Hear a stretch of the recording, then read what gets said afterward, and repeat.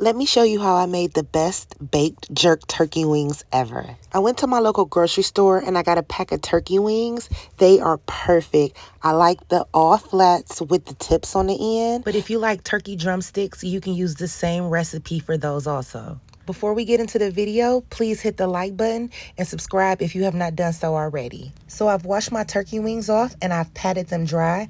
Now I'm going to season them with some Chef Bae Seasoning salt. You can find my seasonings on my website, which is cuttingupwithbae.com. So we're going to take this and we're going to sprinkle about 2 teaspoons of this Chef Bae Seasoning on top.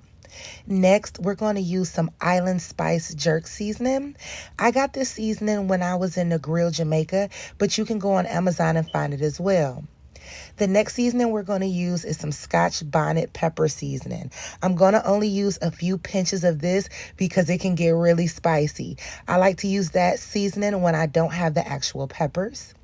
Next, we're going to add some chicken flavored bouillon seasoning, and I'm going to add about a teaspoon of that. Then we're going to move on to a teaspoon of our garlic seasoning. And then I also have a teaspoon of onion powder seasoning also. I'll leave the details and the measurements in the description box below. Don't worry. Next, I'm going to add about a teaspoon of Chef Bae smoked paprika seasoning.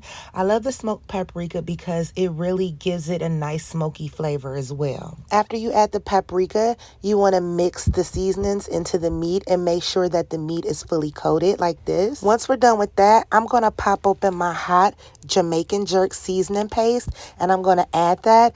I love Eatons and I love Walkerwood, so equally both brands are delicious and you can try whichever brand you can get your hands on. They're available at all the public grocery stores, whether it's Walmart, Publix, Kroger's, Giant Eagle, you name it. And if you don't want to burn your lips all the way off, you can also try the mild version. That version is good as well. Now I'm going to take some vegetables and I'm going to start chopping them up.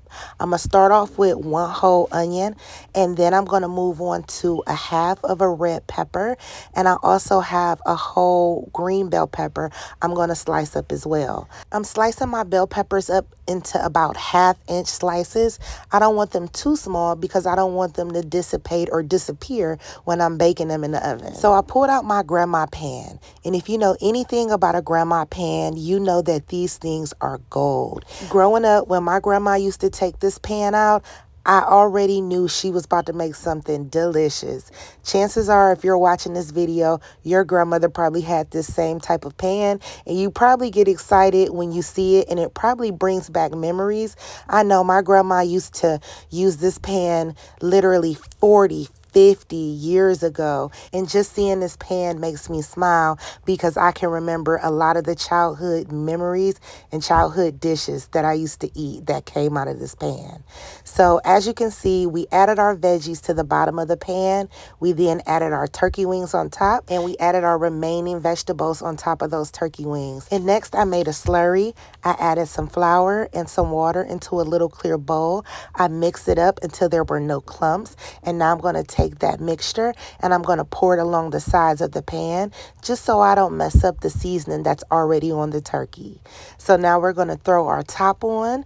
We're going to preheat our oven to 350 degrees. I bake them for about 2.5 hours. It depends on how thick or how big your turkey wings are. If they're smaller, it won't take as much time, and if they're bigger than these, then it may take a little more time. I also bake these with the top on for the first hour, and the remaining amount of time I remove the top and I let these bake in the oven uncovered. So that's a tip as well. And now I'm just going to take that juice and baste it over top, and as you can see, the bone is coming right out with no problem whatsoever. So you can already see how juicy and tender these turkey wings are. Now that my turkey wings are done, I'm going to cook up some rice, which took me about 10 minutes. I have some collard greens here, and I just drizzled some extra juice on top. And I also have some candied yams or some sweet potatoes here. And now we're just going to plate everything up like this.